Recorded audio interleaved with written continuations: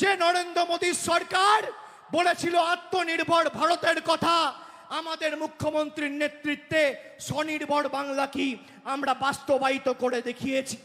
আগামী দিনও আপনারা বন্ধ করবেন, আমরা চালু করব। আপনারা ভাঙবেন, আমরা গড়ব। আপনারা শিক্ষা দেবেন, আমরা গর্জে উঠব। বাংলা আপনাদের কাছে আত্মসমর্পণ করবে না, বাংলা আপনাদের কাছে মাথা নত করবে না, বাংলা আপনাদের কাছে বশ্যতা স্বীকার করবে না।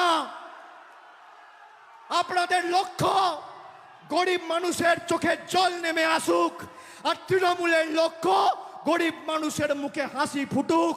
দেখি কার জয় হোক।